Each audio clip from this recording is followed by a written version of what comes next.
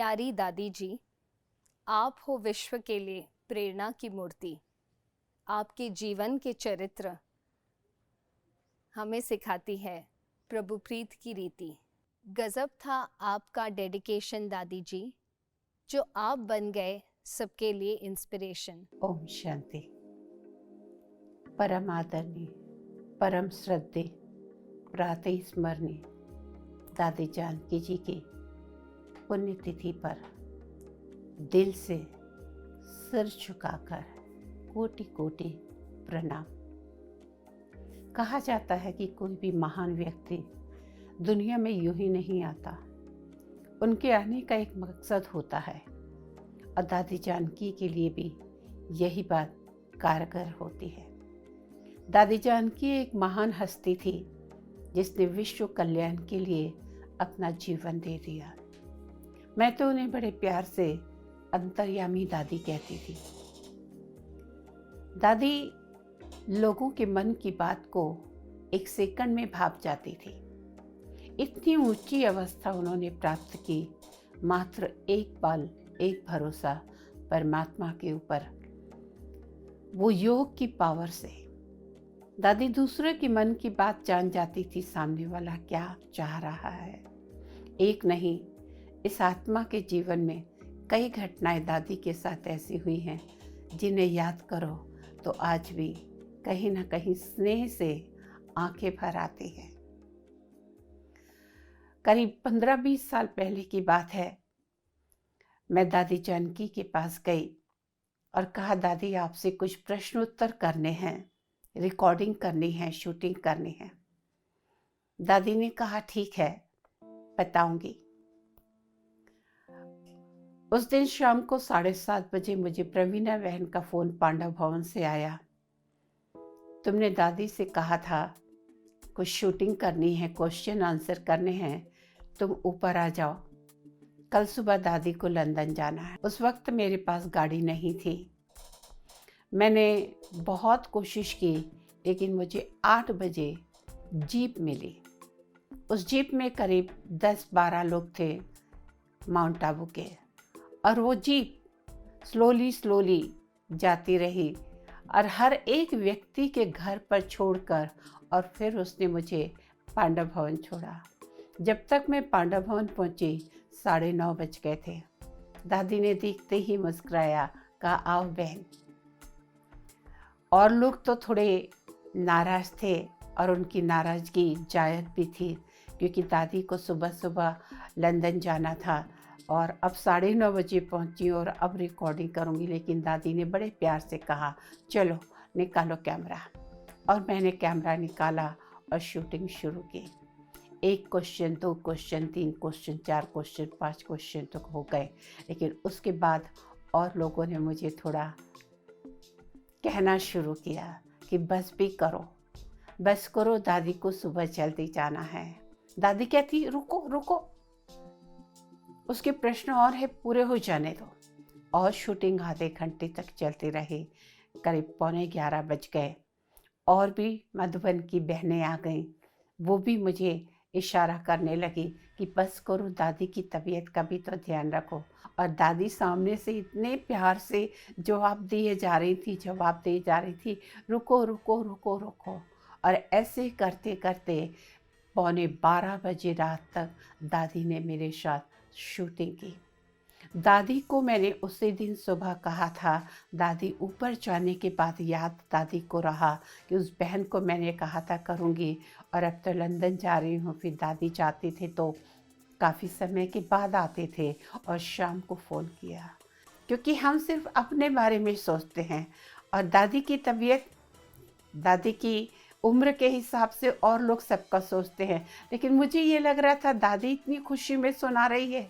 तो पूरे 18 क्वेश्चन थे, दादी ने पूरे 18 क्वेश्चन के आंसर दिए। और फिर दादी ने कहा खाना खाया है? मैंने कुछ नहीं कहा और बहनों से कहा मेरी भोजन की व्यवस्था की गई, मेरे रूम की व्यवस्था की गई। कहने का मतलब दादी इतनी एक्यूरेट थी, कोई बात भी भूलती नहीं थी। दादी का माइंड यानी कंप्यूटर माइंड था। ऐसे ही एक बार मैं दादी के शक्ति भवन में मिलने के लिए गई तो पूछा गया कि कुछ काम है। तो मुझे काम तो नहीं था, क्योंकि हम मधुबन में रहते, मधुबन वासी है, तो सोचते हैं दादी हमारी है तो जब चाहे तब हम मिल सकते हैं। तो मुझे मना कर दिया गया कि नहीं, नहीं मिल सकते। उस दिन मेरे मन में बहुत तकलीफ सी हुई कि मधुबन में रह के भी और हम दादी से नहीं मिल सकते, कोई काम हो तो ही मिल सकते हैं, ऐसा क्यों?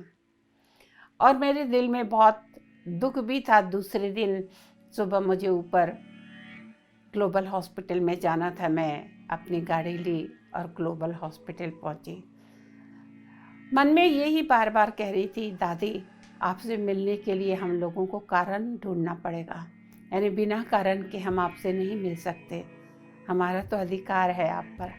उस दिन सारा दिन संकल्प चला और दूसरे दिन जब मैं ग्लोबल हॉस्पिटल पहुंची तो उसी समय हमारे जो इंचार्ज भाई हैं उनका फ़ोन आया कि आप कहाँ हैं।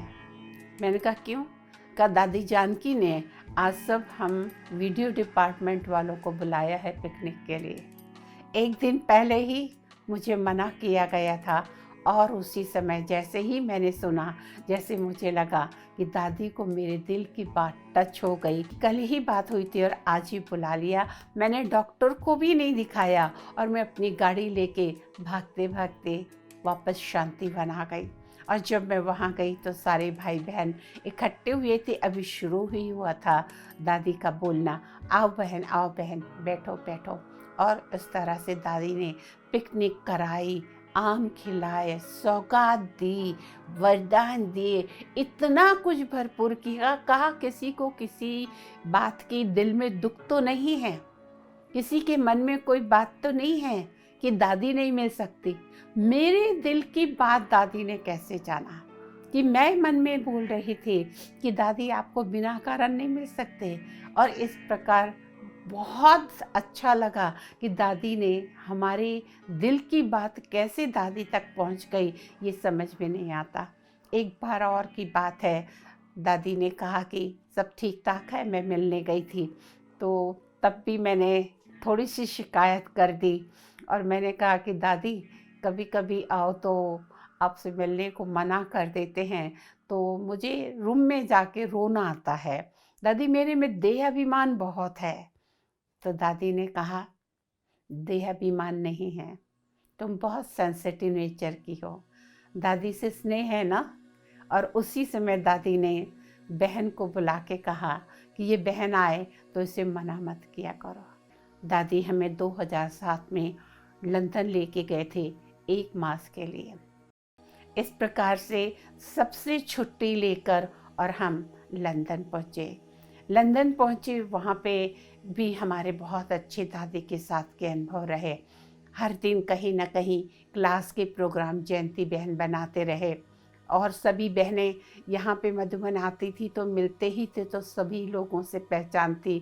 रतन दादा, उनकी युगल, उन सब के घर पे भी जाना हुआ। विशेष उन्होंने नया घर बनाया तो कहा प्रभा बहन को ज़रूर लेके आना। इसी प्रकार जब पूरे यूरोप की बहनों की भट्टी थी तो हमें भी दिल में संकल्प था कि यहाँ पे विदेश में भट्टी कैसे होती होगी, विदेश में रक्षाबंधन कैसे होता होगा। तो बाय चांस हमारा लक कहें या परमात्मा को हमारी इच्छा पूरी करनी थी या दादी ने हमारे संकल्प पढ़ लिए। जो वहाँ पे महल बना हुआ है, मिला हुआ है, वहाँ पे पूरे यूरोप की बहनों की भट्टी थी और दादी ने अपनी गाड़ी में बिठा के ग्लोबल कॉरपोरेशन हाउस से हमें अपनी गाड़ी में बिठाया और वहाँ लेके गई। और रास्ते में उन्होंने कहा कि अपने जीवन के अनुभव सुनाओ। जो बहन ड्राइव कर रही थी तो उसने कहा कि इंग्लिश में सुना सकते हो। मैंने कहा तो मैं सारे रास्ते, मैं समझती हूँ 1-1.5 घंटे का वो रास्ता है लंदन से, तो हम 1-1.5 घंटे तक अपने जीवन के सारे अनुभव सुनाते रहे।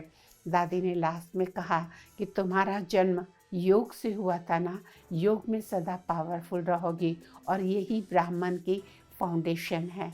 और उसके बाद हमने वहाँ पर जो यूरोप की टीचर बहनों की भट्टियाँ देखी। हमने आज तक कभी ऐसा सुंदर दृश्य नहीं देखा था। 3-4 रोज हम उस महल में रहे और वहीं पर रक्षाबंधन का प्रोग्राम, ऐसा लगता था मानो सारे फरिश्ते वहाँ पे उतर आए हो। और दादी दृष्टि 5-6 मिनट, एक एक बहन भाई को 15-15, 20-20 मिनट इतनी पावरफुल दृष्टि दी जा रही थी। ऐसा सीन मैंने कहीं नहीं देखा।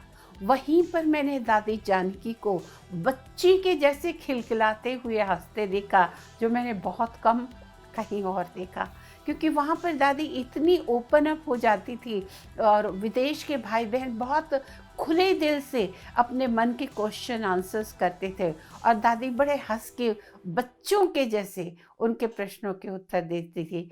वहाँ पे मैंने जो दादी का रूप देखा, वहाँ पे मैंने दादी के लिए जो श्रद्धा और आस्था देखी। मैं समझती हूँ कि भारत में कोई भी व्यक्ति अपने इष्ट देव देवता या भगवान की जितनी पूजा करता है या मानता है, उतना दादी को मैंने लंदन में देखा। लोग इतनी दादी के प्रति आस्था रखते। अगर दादी क्लास करा रही है तो आपको एक व्यक्ति भी बाहर नहीं मिलेगा। अगर फोन भी है तो टेलीफोन में टेप लगा दी जाएगी कि दादी जी class is going on, after class we will reply you. इस तरह से एक चिड़िया भी बाहर नहीं दिखती थी। तो दादी जी के प्रति, दादी जिस दिन अमृत वेला कराने वाले होते थे, 80-80 किलोमीटर दूर से लोग गाड़ी चला के अमृत वेले पहुंच जाते थे कि दादी से दृष्टि लेनी है। वो दादी का स्वरूप, वो दादी के प्रति आस्था और विश्वास मैंने कहीं और नहीं देखा। एक बात और मुझे याद आती कि एक दिन, चूँकि मैं फिल्म इंडस्ट्री से रही हूँ, बॉम्बे के सभी स्टूडियो देखे थे, तो एक दिन रात को मन में विचार आया कि ये लंदन में कैसे स्टूडियो होते होंगे। लेकिन अगर ये बात मैं कहूँ तो दादी को लगेगा कि पुराने संस्कार नहीं गए, पुरानी दुनिया से मोह नहीं गया। तो मैंने कहा तो नहीं, जस्ट मेरे ऐसे संकल्प चला कि अगर देख लेती तो। अब दूसरे दिन मुरली क्लास पूरी हुई, हमने नाश्ता किया और हमें प्रोग्राम मिला हुआ था सिंधी माताओं की क्लास कराने का। उसके बाद दूसरी जगह सेंटर पे जाना था क्लास कराने। तो जैसे ही नाश्ता पूरा हुआ तो दादी आई और मेरा हाथ पकड़ा, कहा चलो। कि दादी मुझे कहाँ ले जा रही नहीं पता, और मेरी तो 2 क्लासेस रखी हुई है। और दादी उसी समय मुझे लेके गई, अपनी गाड़ी में बिठाया और मैं दादी के साथ गई। दादी के साथ गई तो क्या देखा, हम एक स्टूडियो में पहुँचे और उस स्टूडियो में दादी का उसी समय लाइव प्रोग्राम चलना था। और हमने पूरा स्टूडियो देखा कि कैसे पूरे लंदन में दादी का लाइव प्रोग्राम जा रहा है। कहने का तात्पर्य कि रात में संकल्प आया कि लंदन में स्टूडियो कैसे होते होंगे, और सुबह सुबह दादी को कैसे समझ में आया हम नहीं जानते। और दादी ने लेक्चर के बाद, जो दादी का वहाँ पे इंटरव्यू था वो पूरा होने के बाद, सभी से मिलवाया और कहा ये हमारी बहन भारत से आई है, ये भी ये शूटिंग का काम करती है। और सभी भाई बहनों से मिलाया, पूरा स्टूडियो दिखाया और सभी को टोली वगैरह खिलाई। एक दिन दादी कहीं बाहर से आए, हम वहाँ पर बैठे हुए थे और दादी ने बुलाया इधर आओ। मैं गई दादी के पास, मैं नीचे बैठी, दादी ने गले से ऐसे लगा लिया और बहुत प्यार करते हुए इंदु बहन को बुला के कहा ये मेरी बहुत प्यारी बहन है, इसकी बहुत खातिरी करना, इसको सब जगह घुमाना। यानी इतना प्यार, इतना स्नेह मैंने ज़िंदगी में बहुत कम लोगों से पाया। दादियाँ तो प्यार का सागर, मास्टर प्यार का सागर रही, लेकिन दादी जानकी के साथ के मेरे अनुभव जीवन में अनूठे हैं। अभी दादी के शरीर छोड़ने के पहले कुछ महीने पहले दादी रोज़ शाम को क्लास भी कराते थे, योग कराने भी आते थे।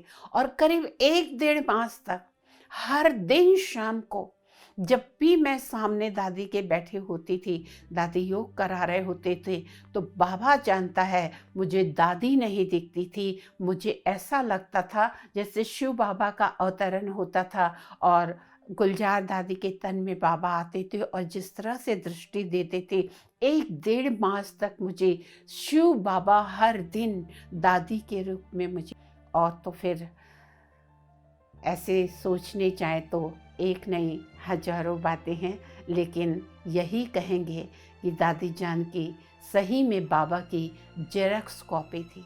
दादी अंतर्यामी थी, दादी समय की पंक्चुअल थी, दादी दूसरे के मनोभावों को पहचान लेती थी, इकोनॉमी और इकोनॉमी की अवतार थी।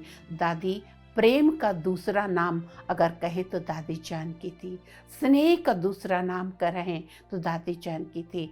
एक बार दादी जानकी ने एक बात कही थी, वो मुझे सदा याद रहती कि कभी भी किसी की आलोचना नहीं करना। अगर किसी को अपना दुश्मन बनाना है तो उसके मुंह पर उसकी गलती सुना दो। और मुझे ऐसा लगा जैसे दादी ने ये मेरे लिए ही कहा हो। जब हम वो भट्टी करने गए थे महल में, वो महल इतना बड़ा था कि कहाँ से निकले कहाँ से जाएं, हमको अपना ही रूम रोज़ दूसरों से पूछना पड़ता था। इतना कंफ्यूजन था और इतना बड़ा था। दादी रोज़ अमृत वेले करने के बाद सभी दादी से गुड मॉर्निंग करने जाते थे और दादी सब कोई को बादाम खिलाती थी। तो मुझे पता भी नहीं था, और मेरे रूम से दादी के रूम में जाने का वही मैं रोज़ रास्ता भूल जाती थी। तो मैं 2 दिन नहीं गई तो दादी ने मुझे एक दिन पूछा, तुम सुबह दादी के पास नहीं आती हो? तो मैंने कुछ नहीं कहा, लेकिन उसके बाद मैं जितने दिन रही तो भले ही भूल जाती थी या किसी न किसी से पूछ के, कितना स्नेह, कितना ध्यान कि ये बहन नहीं आई 2 दिन, जबकि मुझे ये पता भी नहीं था कि सब बहनें गुड मॉर्निंग करने जाती हैं। और उस दिन के बाद फिर मैंने दादी को हर दिन गुड मॉर्निंग करना शुरू किया। और एक बात याद आ रही, बड़े स्नेह से दादी ने कहा, क्योंकि उस समय रक्षाबंधन करीब आने वाला था और विदेशों में बहुत सेंटर्स हैं, तो करीब 1 माह पूर्व ही रक्षाबंधन शुरू हो जाता है। तो सुदेश दीदी जी जर्मनी से लंदन आ रहे थे रक्षाबंधन के प्रोग्राम के लिए। तो दादी ने कहा कि सुदेश पे को लेने कौन जाएगा। फिर दादी का एकदम से मेरे ऊपर नज़र पड़ा, कहा तुम तो जानती हो ना सुदेश दीदी को। मैंने कहा जी दादी। तो कहा तुम एयरपोर्ट पे लेने को जाओ। मुझे इतनी खुशी हुई, और फिर उस बहन के साथ मैं गई, और जब एयरपोर्ट पे सुदेश दीदी ने मुझे देखा, मैंने उनको गुलदस्ता दिया और मैंने कहा वेलकम टू लंदन दीदी। कहा ओहो प्रभा तुम यहाँ, और तुम लेने आए हो? मैंने कहा जी दीदी मैं लंदन आई हूँ कुछ समय से, और दादी ने मुझे कहा आपको लेने के लिए। इस तरह से सुदेश दीदी को एयरपोर्ट से लेके गए। फिर सुदेश दीदी के साथ कुछ जगह हम रक्षाबंधन के लिए भी गए। कुछ समय हम बोलते थे, कुछ समय सुदेश दीदी बोलती थी। उसी दौरान राजू भाई मुरली वाले, उनका भी वहाँ आना हुआ, और भी भाई बहन का आना हुआ। ब्रजवन भाई जी वहाँ आए थे, उषा बहन जी वहाँ पर आई थी। ऐसे आना जाना लगा रहा, और इस तरह से इतना प्यार से 1 मास गुजर गया, पता नहीं चला। और उसके बाद तो फ़ोन आया, बड़ी दादी की तबीयत सीरियस है। तो दादी तो तुरंत वहाँ से निकल रही थी। हमने दादी से पूछा दादी हम क्या करें? तो दादी ने कहा चलो, और हम दादी के साथ फिर यहाँ पर वापस आए, क्योंकि बड़ी दादी से भी बहुत स्नेह था हमें समर्पित करने में। बड़ी दादी का और शांतामणि दादी का हाथ बहुत था, तो हम बड़ी दादी से छुट्टी लेके ही गए थे। इस तरह से दादी जानकी के साथ के बहुत सारे अनुभव हैं, जितना कहें उतना कम है। लेकिन ये ज़रूर कहूँगी कि सही में दादी जैसा दुनिया में कोई नहीं। दादी हम सब ब्राह्मणों की धड़कन थी, हम सब की जान थी, और परमात्मा की तो वो बहुत लाडली थी ही, जिन्हें प्यार से बाबा जनक बेटी कहा करते थे। ऐसी प्यारी मीठी मेरी अंतर्यामी दादी को दिल से शत शत नमन। ओम शांति। सारे सत्संग वाले दादा वासवानी को इतना जितना हमको प्यार करते थे।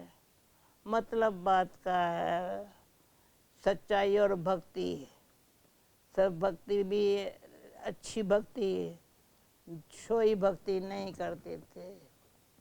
घंटी बजा के पूजा करूं ये नहीं किए थे, पर भगवान कहाँ है कैसा है उसको ढूंढती थी।